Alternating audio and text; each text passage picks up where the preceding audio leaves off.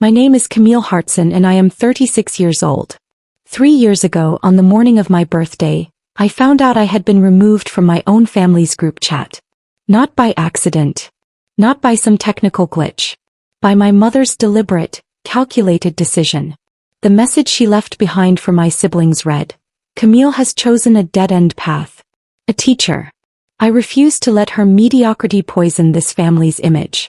Do not bring her up at Sunday dinner." As far as I'm concerned, she made her choice. I didn't scream. I didn't drive the 2 hours to Westgate and bang on her front door. I simply went quiet, the way you go quiet when something inside you breaks so cleanly it doesn't even bleed right away. What my mother didn't know, what none of them knew, was that 3 years later I would be standing inside the rotunda of the United States Capitol building, with the President of the United States shaking my hand in front of a live national broadcast, while my mother sat in the audience she had invited herself to, waiting for a moment of glory that I had already decided she would never have. But before I get to that moment, if this story is already hitting somewhere deep, go ahead and subscribe and hit that notification bell, because this is only the beginning and what comes next is something I still have to remind myself actually happened. Let me take you back to where it all started. To the family that taught me what love with conditions really looks like. And to the moment I finally understood that walking away from the wrong people is the most powerful thing you will ever do. Growing up in Westgate, Maryland, the Hartson name carried a certain weight. Not old money, not generational wealth, but the kind of carefully constructed reputation that my mother, Patricia Hartson, had spent 30 years polishing like a trophy she kept on the mantle. Patricia was a retired corporate consultant, the kind of woman who wore blazers to casual dinners and corrected people's grammar at holiday parties. She had built her identity around one single idea, that the Hartson family was exceptional and exceptional people did not settle. My older brother, Derek, was the living proof of that philosophy. 39 years old, a cardiovascular surgeon at Johns Hopkins with a waiting list so long his assistant stopped apologizing for it. He had a home in Roland Park with a wine cellar and a kitchen renovation that had been featured in a local architecture magazine. At every family gathering, my mother found a way to work Derek into the conversation within the first 5 minutes, like a pianist playing an opening chord before the real performance began. Then there was my sister, Brooke, 37, a senior partner at a prestigious DC law firm that handled cases you read about in the Washington Post. Brooke wore her success like a second skin. She drove a slate gray BMW, kept her nails in perfect French tips year-round, and had a habit of checking her phone at the dinner table in a way that communicated her time was simply more valuable than everyone else's in the room. My mother adored her for it. And then there was me, Camille, the youngest. The one who had gotten a 4.0 through high school, won a regional science award at 16, and then in the summer before college, made the decision that would define how my family saw me for the rest of my life. I chose education. Not pre-med, not pre-law, not business or finance or anything that came with a title my mother could drop into conversations at her networking brunches. I chose to become a teacher. It wasn't a spontaneous decision. That summer I had volunteered at a free tutoring program in Baltimore for kids from under-resourced neighborhoods. There was a girl named Destiny, 10 years old, who had been told by 2 different teachers that she wasn't a strong reader and probably never would be. In 6 weeks, working together every Tuesday and Thursday afternoon, Destiny went from stumbling through picture books to reading chapter novels out loud with expression and confidence. The day she finished her first full novel, she looked at me with those enormous brown eyes and said, "Miss Camille, I didn't know I was smart until you." I drove home that evening and cried the entire way, not from sadness, from the kind of certainty that settles into your bones and doesn't move. I called my mother that night to tell her I was switching my enrollment from the pre-med track to the College of Education. The silence on the other end of that phone call lasted so long I thought the call had dropped.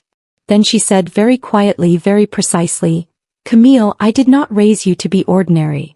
She didn't come to my college orientation. She said she had a prior commitment. I found out later from my aunt that the commitment was a charity luncheon she attended every year without fail. She had chosen a luncheon over her daughter's first day of college because my first day of college was no longer something worth rearranging her schedule for. Brooke sent me a text the week I started classes. It said, "Hope the education thing works out for you. Let me know if you change your mind." I saved that text. I saved every single thing. The erosion didn't happen in one dramatic moment. It was gradual, methodical, almost polite in the way that the cruelest things often are. Thanksgiving of my first year teaching, I showed up at my mother's house in Westgate with a homemade cranberry tart and a genuine excitement about my classroom, about my students, about a boy named Elijah who had just read his first full paragraph aloud without stopping. I started telling the story at the dinner table. My mother interrupted me before I finished the second sentence to ask Derek about a conference he was attending in Vienna. Christmas that year I gave my mother a framed photo of my classroom, my students beaming in their holiday sweaters, a handwritten note on the back from every single child. She thanked me, set it on the counter, and it was gone by the time dessert was served. Later I found it in the recycling bin near the garage, still in the wrapping paper I'd carefully folded back. I took it home. I still have it. But the moment that shattered everything, the moment I cannot unread no matter how many years pass, came on the morning of my 33rd birthday. My cousin Janelle, my Aunt Rose's daughter and the only person in my extended family who had never once made me feel invisible, called me at 7 in the morning. Her voice was careful, the way people sound when they're about to say something they've been rehearsing. "Camille, I need you to check the family group chat." She paused. "They removed you last night. I have screenshots. I'm sending them right now." I opened the messages with hands that had already started to shake before I even saw the words. My mother's message, sent at 9:47 the previous evening, read with the kind of cold clarity that could only come from someone who had thought it through. "Camille has chosen a dead-end path. A teacher. I refuse to let her mediocrity poison this family's image. Do not bring her up at Sunday dinner. As far as I'm concerned, she made her choice." Below it, Derek had responded with a single thumbs-up emoji. One thumb. That was the sum total of his defense of his youngest sister. Brooke's response was slightly longer. "Agreed. It's embarrassing at this point. She had 3 years to reconsider." I sat on the edge of my bed in my small apartment in Baltimore, phone in both hands, reading those words in the gray light of my birthday morning. I didn't cry immediately. I just sat there very still, the way you sit when the ground shifts beneath you and you're not sure yet how far you're going to fall. Janelle was still on the line. "Camille, I'm so sorry. I know this isn't what you needed today of all days. Why are you telling me?" I whispered. "Because you deserve to know the truth," she said. "And because you're my family even if they've decided you're not theirs anymore." I saved those screenshots in a folder on my phone and labeled it simply, "Proof." I didn't know then how important that folder would become. I just knew with a quiet and devastating certainty that something had ended. And somewhere underneath the grief, something else had just begun. I read my mother's message 11 times that night. Not because I misunderstood it. The words were perfectly clear. I read it over and over because some stubborn, loyal part of me kept searching for an alternative meaning, some angle of interpretation that might soften what she had written. There wasn't one. She had called my life's work mediocrity. She had told my siblings to erase me from conversation the way you delete a contact you no longer need. And they had agreed without a single word of protest. By midnight I had made a decision. If Patricia Hartson wanted me gone, I would be gone completely, but on my terms, not hers. I blocked her number, then Derek's, then Brooke's. I closed my social media so I wouldn't have to watch their curated family photographs, their holiday dinners set for 3 instead of 4, their proud smiles at events I would never be invited to attend. I didn't announce my disappearance. I didn't send a final message explaining myself. I simply stepped out of the frame they had already cropped me from. What I didn't know standing in that apartment on the morning of my birthday with my mother's words still glowing on my screen, was that the next 3 years would build me into someone none of them had ever imagined I could become. Not despite their rejection. Because of it. The first year after I walked away was the quietest year of my life. Not peaceful quiet. Hollow quiet. The kind that fills the spaces where people used to be. I'd grown so accustomed to the noise of the Hartson family, the Sunday dinners, the group messages, the birthday calls that were really just performances of affection, that the absence of all of it felt physical, like a tooth pulled clean from the root. You know, it needed to come out. It still leaves a gap you can't stop running your tongue across. I threw everything I had into my classroom. I was teaching 5th grade at Carver Elementary, a public school in East Baltimore that sat between a shuttered laundromat and a corner store with plywood over one of its windows. The building was old, the radiators loud. The ceiling tiles in room 114 had a water stain shaped like the state of Florida that my students had named Gerald. I loved that classroom more than any place I had ever been. My kids that year were 22 of the most complicated, funny, heartbreaking, brilliant human beings I had ever encountered. There was a boy named Marcus who could solve any math problem you threw at him in under 40 seconds but shut down completely the moment anyone raised their voice. There was a girl named Priya who wrote poetry in the margins of her textbooks and didn't know yet that she was extraordinary.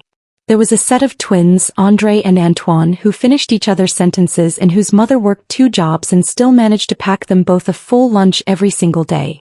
I thought about that mother constantly. About what it meant to show up for someone even when you were exhausted down to the marrow. I started staying late. Not because I was required to, but because I couldn't stop.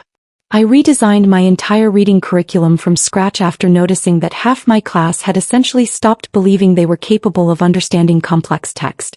I created what I called the real-world reading program, pairing classic literary concepts with stories and articles about things my students actually recognized, their neighborhoods, their music, their history.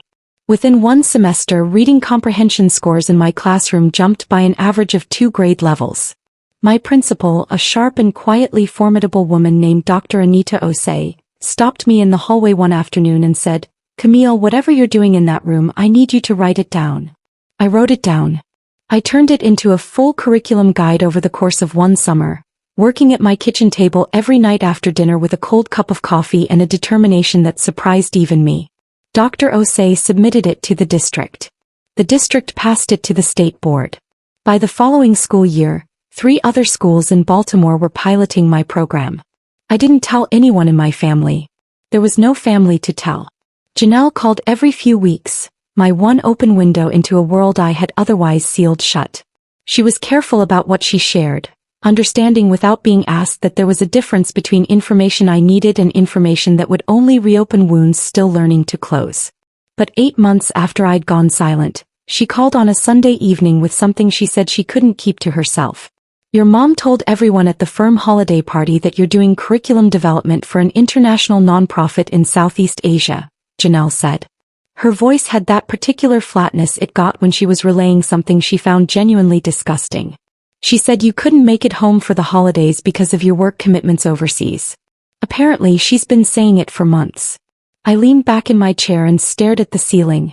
She's lying to cover up that she cut me off. She's not just lying, Janelle said. She's made you into a whole character, Camille.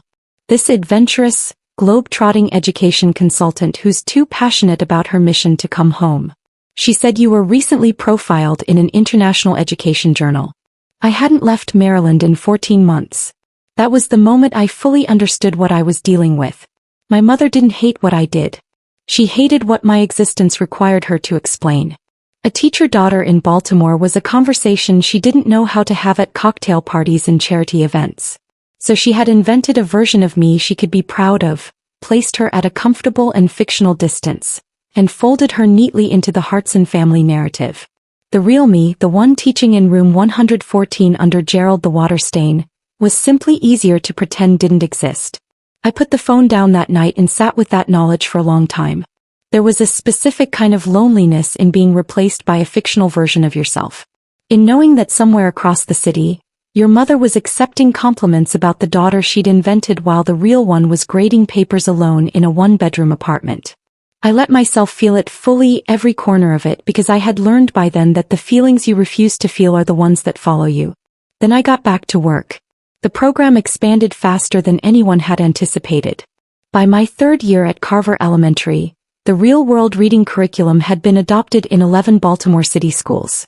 Dr. Osei nominated me for the district's Excellence in Teaching Award, which I won on a Thursday afternoon in March during an assembly in the school gymnasium with my 22 fifth graders in the front row screaming loud enough to rattle the basketball hoops.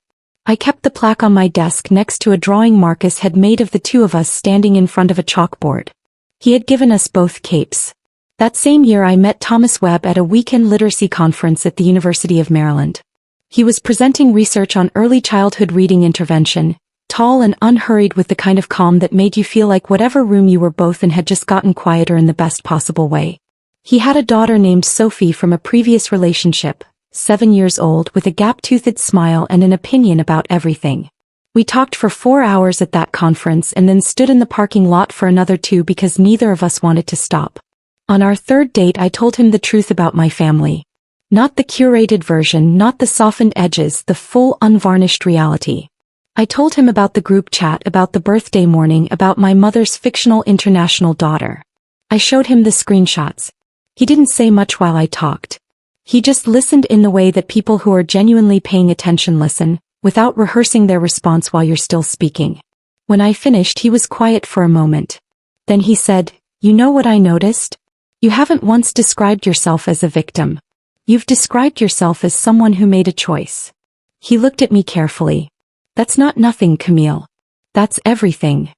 I think about that sentence more than he probably realizes.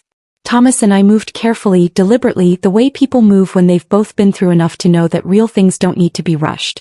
Sophie warmed to me gradually and then all at once, the way children do, one day treating me like a guest in her world and the next grabbing my hand in a parking lot without thinking about it.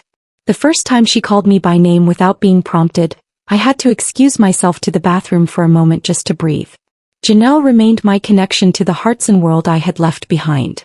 14 months into my silence, she called with a new update. Derek had apparently mentioned at a family dinner that someone at Johns Hopkins had asked him about a Baltimore teacher making noise in education circles. He hadn't made the connection to me. Janelle said he'd described her, his colleagues' words, as some young woman doing remarkable work on the East Side. He hadn't said her name. He hadn't needed to. Janelle and I both knew who they were talking about. I submitted an application that fall for a federal education innovation grant administered through the Department of Education. The application was 40 pages long.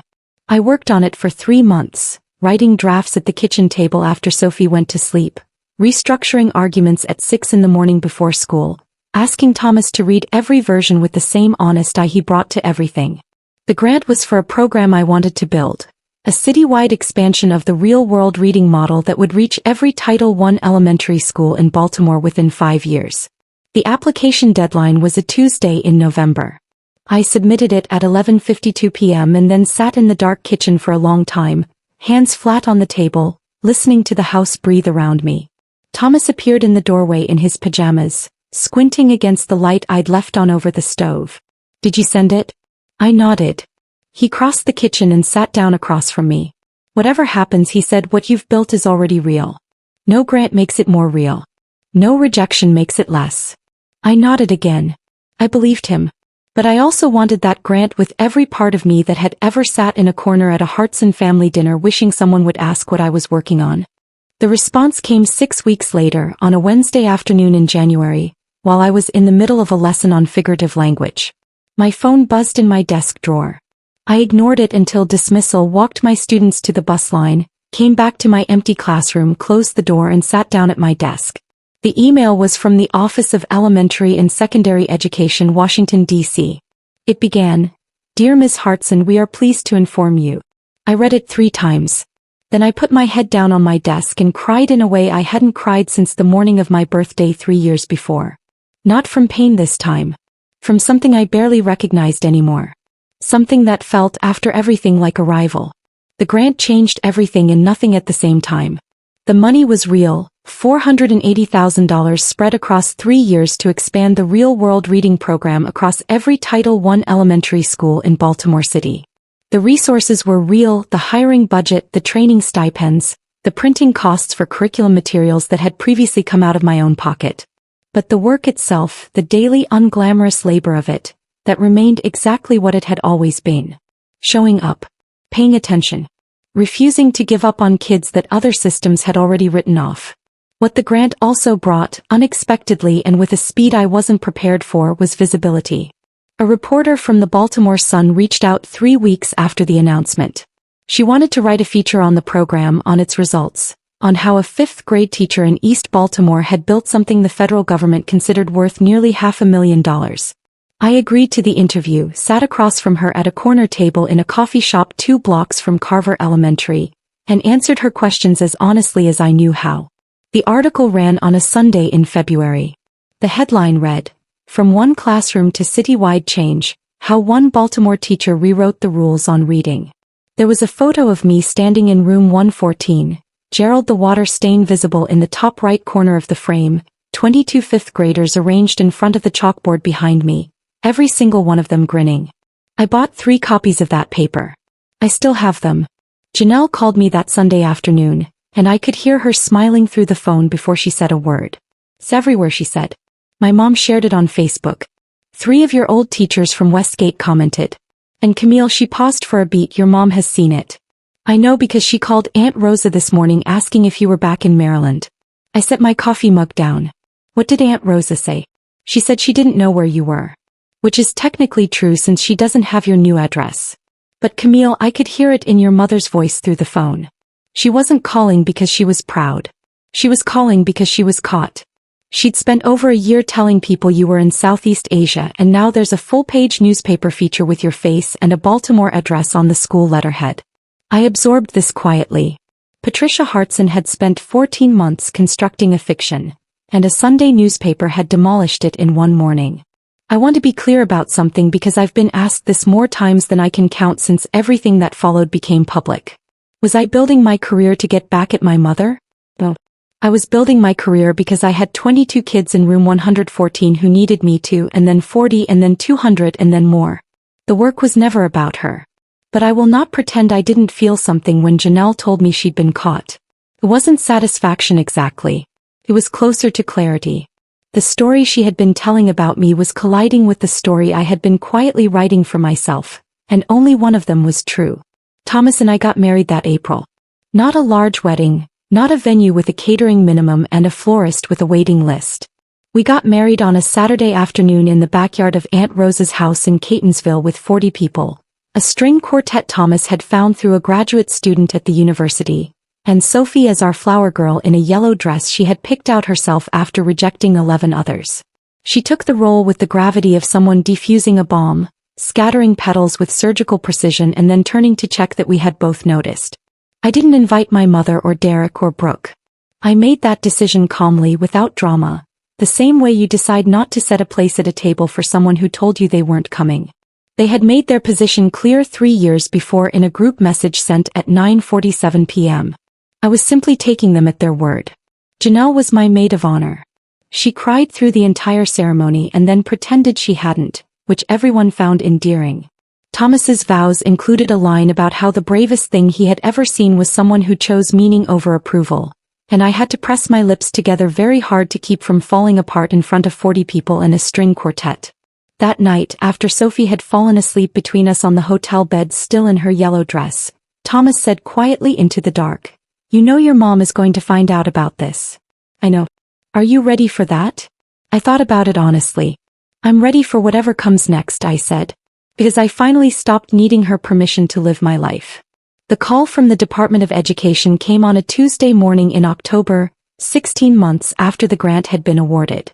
I was in a meeting with 3 district administrators when my cell phone buzzed with a Washington, D.C. area code I didn't recognize. I let it go to voicemail. Checked the message during a break and had to sit down on a bench in the hallway with my coat still on to listen to it twice. The voice was unhurried and formal. "Ms. Hartson, this is Richard Calloway from the Office of the Secretary, U.S. Department of Education. We'd like to speak with you at your earliest convenience regarding a national recognition. Please call us back at your convenience. I'd like to discuss the details in person if possible." I called Thomas from the parking lot. He picked up on the second ring. "The Department of Education just called me," I said. "National recognition. I don't know what that means yet." A long pause. "Then I think you do, Camille. I think you've known for a while and you just didn't let yourself believe it." The details came 3 days later in a formal letter on Department of Education letterhead. The President's Award for Educational Excellence. A ceremony at the U.S. Capitol. A national broadcast. Recognition in front of Congress, cabinet members, and 200 of the country's most distinguished educators. My program, the real-world reading curriculum that had started in one room with 22 kids and a water stain shaped like Florida, had been selected as a model for national replication. I would be standing in the Capitol Rotunda in 60 days. I sat with that letter for a long time. Then I called Dr. Asay, who screamed so loudly I had to hold the phone away from my ear. Then I called Janelle, who went completely silent for 4 seconds before saying, Camille, do you understand what this is?" "Think so," I said. "No," she said quietly. "I don't think you fully do yet. But you will when you're standing there." What happened next I did not plan. I want to be honest about that because the version of events that eventually circulated made it sound like I had engineered everything down to the last detail. I hadn't. The announcement was made through the Department of Education's press office 2 weeks before the ceremony. It was a public record listed on a government website, covered in a short piece by an education trade publication, and then because these things have a way of traveling, picked up by a local Maryland news blog with a headline that included my name, my school, and the word capital. Janelle called me 20 minutes after it went live. I need to tell you something and I need you to hear it before it catches you off guard. Your sister found the article. She put it in the family group chat 20 minutes ago. What did she say? Janelle's voice was careful. She said, and I'm reading this exactly, "Isn't this Camille? Mom, did you know about this? Your mother hasn't responded yet." But Camille, Derek replied within 4 minutes. What did he say? He said, "We should all be there. This is a Hartson moment." A Hartson moment.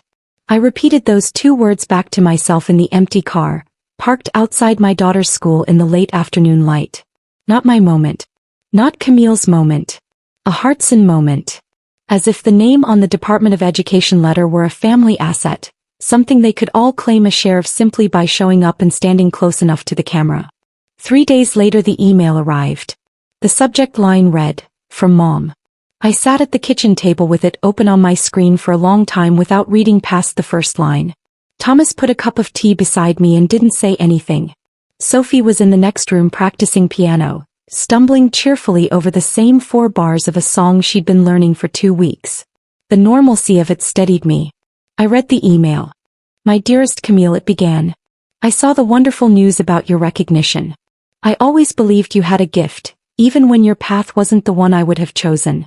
The ceremony sounds extraordinary. We would love to be there as a family to celebrate this achievement together.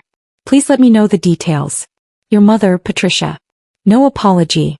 No acknowledgement of the message she had sent 3 years ago. No mention of the morning I had woken up on my birthday and found myself erased. Just an invitation, offered as casually as if she were suggesting brunch, as if 3 years of deliberate silence were a minor scheduling conflict she was now graciously overlooking. I closed the laptop and looked out the window at the street. Thomas was watching me from across the table. "She wants to come," I said. He nodded slowly. "I know." I picked up my tea. "Then let her." He raised an eyebrow. "You're not going to stop her?" I looked at him carefully. "No," I said. "I'm going to let her walk right into that rotunda. And then I'm going to give the most honest speech I have ever given in my life." Thomas was quiet for a moment. Then he said, "She has no idea what's coming, does she?" I picked up my cup. "Not even a little." The week before the ceremony I didn't sleep well. Not because I was afraid, not exactly, but because something that had been building for 3 years was finally approaching its point of release, and my body didn't know how to be still with that kind of pressure. I'd lie awake at 2 in the morning with the ceiling above me and Thomas breathing steadily beside me and Sophie down the hall, and I'd run through everything I knew was coming like a pilot doing pre-flight checks. Not rehearsing what I would say. I already knew what I would say. Just making sure I was ready to say it without flinching. Thomas noticed. He always noticed. On Wednesday evening 4 days before the ceremony, he came into the kitchen where I was pretending to read and sat down across from me without saying anything. I put the book down. He pushed his laptop across the table. "I want to show you something," he said. "I've been keeping this for a moment like this one." The folder on the screen was labeled simply, "C." Inside it were files I recognized immediately. The screenshot of my mother's group chat message. The one Janelle had sent me the morning of my 33rd birthday. The timestamp still glowing in the corner, the words still exactly as they had always been. "Camille has chosen a dead-end path." Underneath it, a second file. My mother's email from 3 weeks ago. "My dearest Camille." No apology. No acknowledgement. Just the expectation of access. A third file. A screenshot Janelle had forwarded from the family group chat. Derek's message. "We should all be there. This is a Hartson moment." "I backed everything up to the cloud the week after you told me about the group chat," Thomas said. Every message Janelle forwarded, every email, every article they posted and then deleted when the comments turned. He leaned forward. "I knew a day would come when you'd start questioning yourself. When you'd lie awake wondering if you were being too hard on them, if maybe they'd changed, if maybe you owed it to everyone to give them another chance on their terms. I stared at the screen. I wasn't angry. I was something steadier than angry. That day came already, I said quietly. He nodded. I know. That's why I'm showing you this now. He closed the laptop gently. You didn't fail them, Camille. You survived them. And then you built something extraordinary without a single one of them in the room. I reached across the table and held his hand for a moment without speaking. Then I said, Janelle sent you something else, didn't she? He looked at me. How did you know? Because I know Janelle. What is it? He hesitated. Are you sure you want to see it tonight? Show me. He opened a second window. A new screenshot from the family group chat, dated 2 days ago.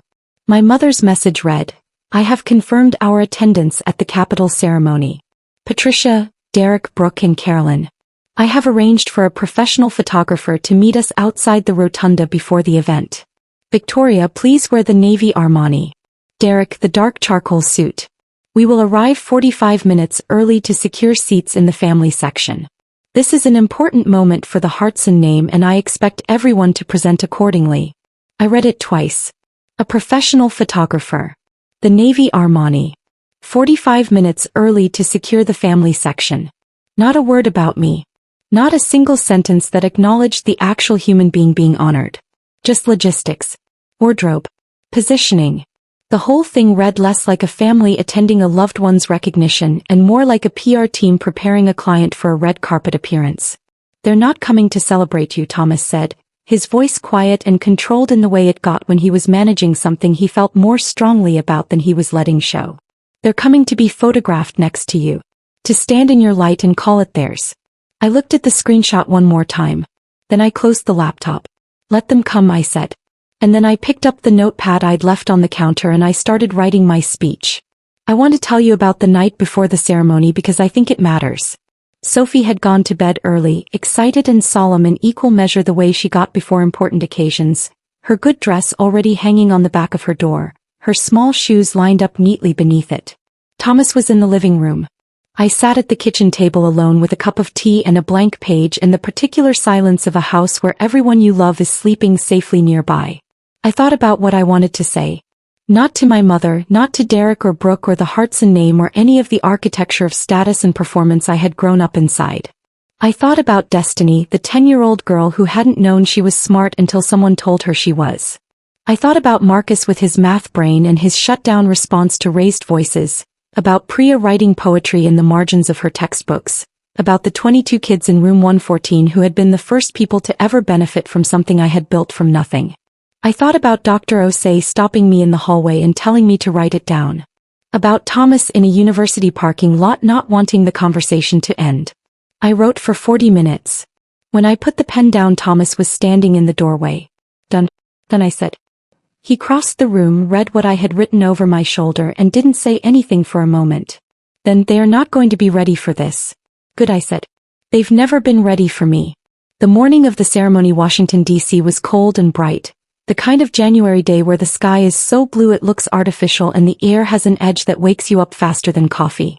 We drove down from Baltimore in the pre-dawn dark, Sophie asleep in the back seat with her good coat folded under her head as a pillow, Thomas navigating with one hand on the wheel and the other resting on the console between us. We didn't talk much. We didn't need to. The Capitol building from the approach on Constitution Avenue is something that photographs do not prepare you for. I had seen it in pictures my entire life. Every civics textbook, every news broadcast, every school project on American government. But standing in front of it in person with your name on the program in your hand and a security badge clipped to your lapel is an entirely different thing. It sits at the end of that wide avenue like a statement. Like something that was built to remind you that things can be permanent. We checked in at the east entrance. A young aide from the Department of Education met us with a warm handshake and led us through a corridor that felt like walking through history. Every wall a portrait, every floor a century of footsteps. Sophie walked between Thomas and me, her eyes moving everywhere at once, carefully not touching anything in a way that suggested she very much wanted to touch everything. The ceremony was being held in the Capitol Visitor Center's exhibition hall, a vast gleaming space that had been arranged with several hundred seats facing a temporary stage and a podium bearing the presidential seal. I signed in at the honoree registration table. The aide handed me a program. I opened it and there was my name, printed in clean official type. Camille Hartson Webb, President's Award for Educational Excellence, Real World Reading Initiative, Baltimore City Public Schools. I stood there reading my own name for a moment longer than was probably necessary. Sophie tugged my sleeve. That's you. I know, I said. I know it is. We were escorted to the front section, seats reserved for honorees and their immediate families. As I settled into my chair and helped Sophie with her coat, I felt it before I saw it. That specific prickling awareness of being watched from behind. The particular quality of attention that means someone is looking at you with something other than ordinary interest. I heard them before I turned around. My mother's voice, precisely modulated, carrying just far enough to reach me. Excuse me, these seats are reserved for the honorees' family. Yes, we are family. Patricia Hartson, Camille's mother. The aide's response was polite and neutral. I'll need to check the guest list. I kept my eyes forward. Breathed slowly. Felt Thomas's hand find mine without either of us looking at each other. They settled into seats several rows behind us. Not the front family section. The general audience. I heard my mother's quiet protest, something about arrangements and expectations. I heard the aide's firm and courteous response. I heard the silence that followed. And then I heard nothing more from that direction for a very long time. The Secretary of Education opened the ceremony with remarks about the state of public education in America, about the teachers who showed up every day in under-resourced schools and changed lives without fanfare or recognition. She spoke with the unguarded directness of someone who had spent enough time in actual classrooms to know the difference between educational policy and educational reality. When she mentioned the real-world reading program by name, describing its expansion from one classroom to 63 schools in 3 years, there was sustained applause from an audience full of people who understood exactly what that kind of growth required. Then she said my name. She said it the way people say names they genuinely mean. Not as an item on a list. As an introduction to someone she believed in. Please welcome to the stage, she said, this year's recipient of the President's Award for Educational Excellence. Camille Hartson Webb. I stood up. Sophie squeezed my hand once hard and let go. Thomas stood with me, and the look on his face was the kind of look you spend your whole life hoping someone will one day give you. I walked toward the stage on legs that felt steadier than I had any right to expect. Behind me, somewhere in the general audience, I heard my mother shift in her seat. I did not look back. The podium was taller than I expected. A small thing to notice in a moment like that, but I noticed it. The presidential seal was embossed directly into the front panel, gold on dark wood, and the microphone had been adjusted for the person before me, someone several inches shorter, so I reached up and moved it without thinking, the way you adjust things in your own classroom without breaking stride. That small familiar gesture steadied me more than anything else could have. The room was full. 200 educators, cabinet officials, members of Congress, journalists with credentials clipped to their lanyards, cameras positioned at 3 angles along the side walls feeding a live broadcast to the Department of Education's national stream. I looked out at all of it and felt something I hadn't expected to feel. Not nerves. Not triumph. Something quieter. Something that felt like arriving somewhere you had been walking toward for a very long time without knowing its name. I looked down at my notepad. Then I put it aside. Thank you, I began. My voice came out even and clear, amplified through the hall with a steadiness that surprised me. Thank you to the Secretary of Education, to the President, to the Department of Education, and to everyone in this room who has spent any part of their life in a classroom either side of the desk. You are the reason rooms like this one eventually get built. I paused. When I was 22 years old, I made a decision that some people in my life considered a mistake. I chose to become a teacher. I chose it not because I couldn't do anything else. I had options. I chose it because I met a 10-year-old girl named Destiny who had been told she would never be a strong reader, and in 6 weeks she proved everyone wrong, and the look on her face when she finished her first chapter novel was something I understood immediately I would spend the rest of my life trying to recreate in other children. I could feel the room listening. Not politely. Actually listening, the way audiences do when something real is being said by someone who means it. Teaching isn't a fallback, I continued. It isn't what you do when other doors close. It is one of the most demanding, most consequential, most underpaid and undervalued professions in this country, and the people who do it well, who really do it well, carry entire futures in their hands every single day without anyone outside their classroom knowing their name. I paused again. Until today I didn't know mine would be said in a room like this one. I still haven't entirely caught up with that fact. There was laughter, warm and genuine, from across the hall. I want to thank the people who made this possible. Dr. Anita Osei, my principal at Carver Elementary, who told me to write it down when I had no idea anyone would ever want to read it. She saw something in a classroom experiment before it was anything close to a program, and she put her name behind it when it mattered. I looked toward the front rows where Dr. Osei was seated, her expression composed and proud in the precise way of someone who does not cry in public but is working very hard at it. I want to thank my husband Thomas, who has never once suggested I should be anything other than exactly what I am. And I want to thank my daughter Sophie, who told me in the car this morning that she wants to be a teacher when she grows up. Sophie's face in the third row went from solemn to radiant in a single second, and one of the cameras swiveled toward her instead of the general audience. Toward the family that was actually there. I straightened slightly. I looked out at the room. I want to say one more thing, I said. And I want to say it carefully because I mean it carefully. The hall went very still. 3 years ago someone I loved told me that choosing to be a teacher was choosing mediocrity. That my career made me a liability. That I was an embarrassment to be managed rather than a daughter to be proud of. Those words were said in a private message that I was never meant to see, and for a long time they sat in my chest like something I couldn't digest. I looked out at 200 faces, at cameras recording every word for a national broadcast. I am standing here today not in spite of that moment but in some ways because of it. Because being told you are not enough by someone who should have believed in you unconditionally is either the thing that breaks you or the thing that clarifies you. For me it was the second one. I am not telling this story for sympathy, I said clearly. I am telling it because there is someone watching this right now, a teacher in a school that doesn't have enough books, a person who chose meaning over money and has been made to feel small for it, someone whose family looked at their life and decided it didn't count. I want that person to hear this directly. You are not what they decided you were. You are what you build. And what you build is real whether or not anyone who was supposed to love you ever shows up to see it. The silence lasted exactly 2 seconds. Then it broke open.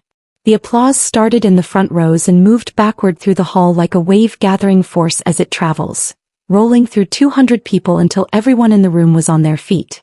Not polite applause.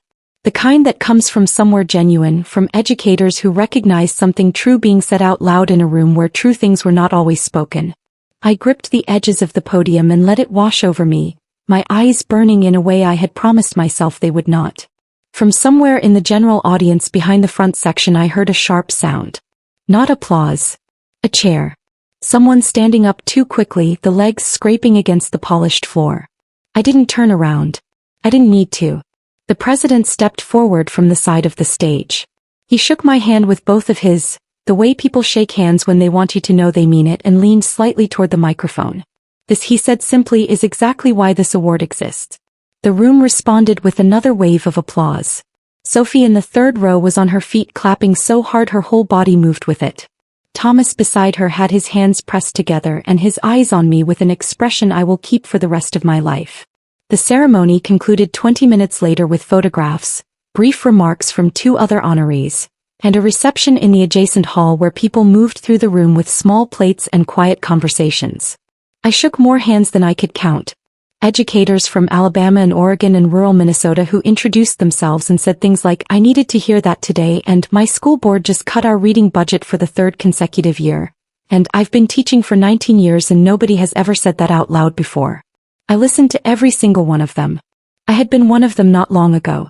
Dr. Osei found me near the far end of the hall, put both hands on my shoulders and said, "Destiny would be proud of you." I had to look at the ceiling for a second. I know I managed. I know she would.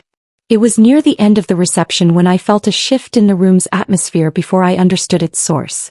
A pocket of stillness near the entrance, the kind that forms when something awkward is unfolding publicly. I turned. My mother was making her way across the reception hall toward me. Her coat was deep charcoal wool, her pearls the good ones she reserved for significant occasions. She moved with the posture she had maintained my entire childhood, shoulders back, chin level, the physical vocabulary of a woman who had decided long ago that how she carried herself was a form of argument. Behind her, at a careful distance, Derek and Brooke. Derek in his dark suit with the neutral expression he defaulted to whenever something uncomfortable required him to decide whether to engage.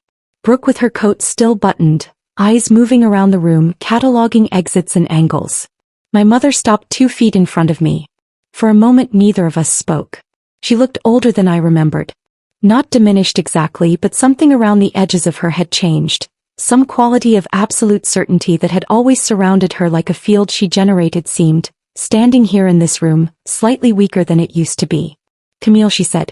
Her voice was lower than her public voice. The performance register was gone. What was left underneath it was something I hadn't heard from her before. Not quite remorse. Not quite an apology. Something that was still working out what it wanted to be. That was a remarkable speech. I looked at her steadily. "Thank you for coming," I said. My voice was calm. Not cold. Just settled. "The way you sound when you are no longer afraid of a conversation." She held my gaze. "I heard what you said. About being told you weren't enough. I want you to know that I..." She stopped. Started again. "I know that I..." She stopped a second time, and in the space of that second pause I saw something move across her face that I had genuinely never seen there before. Something unscripted. Something she hadn't prepared for and couldn't manage into the shape she wanted. Behind her, Derek cleared his throat. Brooke shifted her weight. The professional photographer my mother had hired was nowhere in sight. Whether he hadn't been allowed into the reception or had simply been turned away at a checkpoint, I didn't know.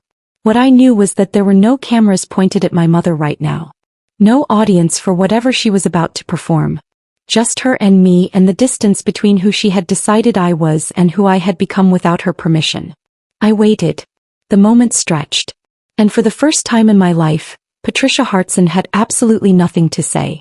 I had imagined this moment more times than I would ever admit. Not with rehearsed speeches or dramatic exits, but in the quiet, involuntary way the mind returns to unfinished things.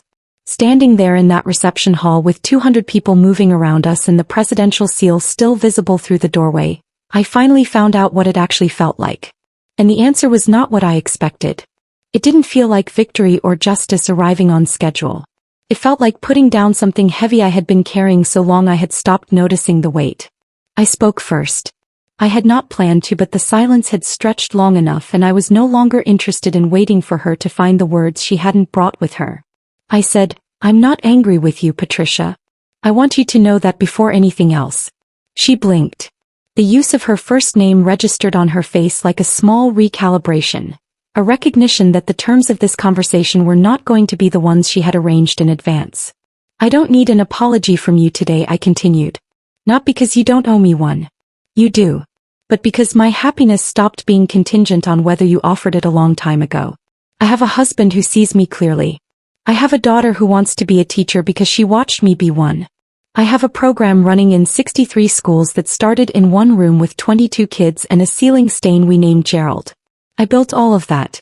Not for you, not to prove anything to you, just because it was the work I was meant to do." I watched her face move through something complicated. The practiced composure was still there, but it was thinner now, more effortful, like paint on a surface that had started to show the grain beneath. "What I want you to understand," I said, "is that the message you sent 3 years ago, the one about mediocrity, the one about me being a liability to this family's image, I never deleted it. I kept it. Not to use against you, just to make sure I always had access to the truth of what happened when I started to doubt myself. And I did doubt myself. More than you would probably expect, more than I would have wanted to admit at the time. But every time I sat with that doubt I went back to what I had actually built, and it reminded me that your opinion of my worth was never an accurate measure of it." Brooke made a sound behind my mother. Not quite words. Something between impatience and discomfort. I looked at her directly for the first time since the reception had begun. "Brooke," I said, "I don't have anything to say to you that isn't already visible in the public record of this afternoon." You sent a heart emoji. Derek sent 2 words. That's the whole of what you both offered when someone asked you to cut out your sister. I'm not interested in relitigating it. I just want you to sit with the knowledge of what you chose and what it cost. Derek opened his mouth. Closed it again. It was the most honest thing I had ever seen him do. I turned back to my mother. She was watching me with an expression I couldn't fully read, something between grief and recognition, the face of a person encountering a version of events they had managed to avoid until this exact moment. Her pearls caught the light. Her posture had not broken, but it had shifted, something in the angle of her shoulders that was less armor and more exhaustion. "I'm not closing the door," I said finally. I want to be clear about that. I'm not telling you that you will never hear from me again or that there is no path forward from here. But I am telling you that the path forward does not begin with showing up to a ceremony with a professional photographer and a coordinated wardrobe strategy. It begins with a private conversation, a real one, where you say out loud what you actually did and what it actually cost without managing it into a shape that protects your reputation while you say it. She nodded once. It was small and uncharacteristic, nothing like the decisive, deliberate gestures she normally used to signal authority. This was just a nod. Just acknowledgement. Just someone receiving information they had not been ready for but could not in good conscience refuse. Thomas appeared at my elbow with Sophie's hand in his. Sophie looked up at my mother with the frank, unembarrassed curiosity of an 8-year-old encountering something she hasn't filed away yet. Then she looked up at me. "Are you done?" she asked. I looked at my mother one last time. Yes, I said. "I think we are. For now." We walked out of the reception hall into the January afternoon, the Capitol building rising behind us against that implausible blue sky. Sophie walked between Thomas and me on the wide stone steps, her good shoes clicking against each one with satisfying precision. She had her coat buttoned to the top button and her chin lifted in a way that reminded me so completely of myself at that age that I had to look away for a moment to collect myself. "You okay?" Thomas asked. "More than okay," I said. He nodded. She looked smaller in there. He wasn't being cruel. He was just describing what we had both seen. "Yeah," I said. She did. The fallout unfolded with a quiet thoroughness I played no part in engineering. The ceremony broadcast had been archived publicly, and within 48 hours a clip of my speech had been shared over 200,000 times across education forums, parenting communities and general social media. It traveled the way things travel when they say something people have been wanting to hear said correctly for a long time. Janelle called me on a Thursday morning 2 weeks after the ceremony. She had been monitoring the family's response with the careful attention of someone who understood that her role in all of this was documentation and loyalty rather than intervention. "I have updates," she said. I told her to go ahead. "Your mother resigned from 2 of her 3 board positions," Janelle said. "Both organizations put out statements about restructuring. But I talked to Aunt Rosa and the real story is that several colleagues had seen the broadcast and started asking questions she didn't want to answer in public.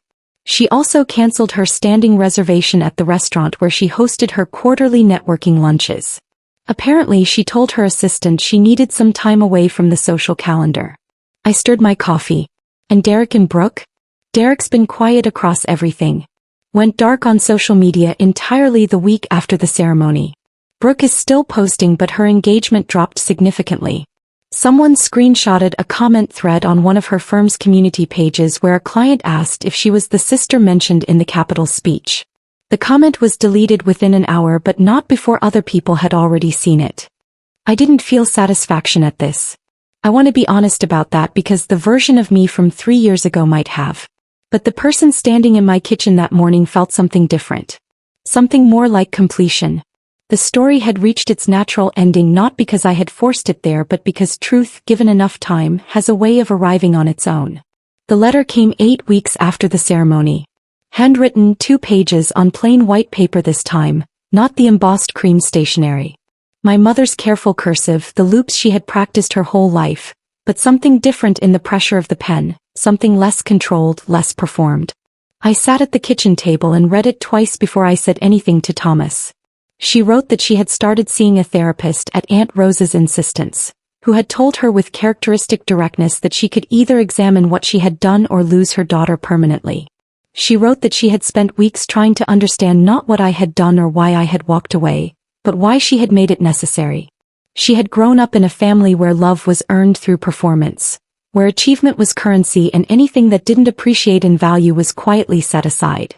She had passed this to her children without understanding she was doing it, and understanding it now did not make it forgivable but she hoped it might eventually make it comprehensible. She did not ask to see me or propose a meeting.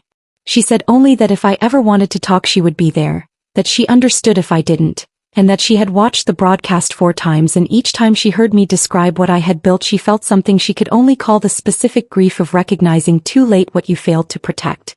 I folded the letter and put it in the kitchen drawer beside a crayon drawing Sophie had made the previous week, 3 stick figures in front of a building with a flag, labeled in her careful 2nd grade printing. Mom at the Capitol, Dad me. I didn't respond that day. Or the week after. I gave it the time it deserved, which is to say I gave myself the time I deserved, without obligation and without the old reflex of managing someone else's feelings at the cost of my own. What I knew sitting in that kitchen was this. I had not needed my mother's approval to build what I built. I had not needed her presence to become who I became. Those things had been true for 3 years and would remain true regardless of whatever came next. But I also knew I was no longer the person who needed to keep the door permanently sealed to feel safe. I had built something strong enough that I could afford to consider the possibility of grace. Not for her sake. For mine. Because carrying the weight of a closed door costs something too, and I had put down enough heavy things to know the difference between a boundary that protects you and a wall that simply keeps you alone. I picked up a pen. I opened the drawer. I took out a single sheet of paper. And I began slowly and without any particular certainty about where it would lead to write back. If this story made you feel something, don't just scroll away. There are so many stories out there that never get told, and here on Confire Stories we bring them to life. So if you enjoy emotional real-life drama like this, take a second to subscribe and be part of the journey. And if you've ever been in a situation like this, or have a story of your own, share it in the comments. I read them. Thanks for watching, and I'll see you in the next story.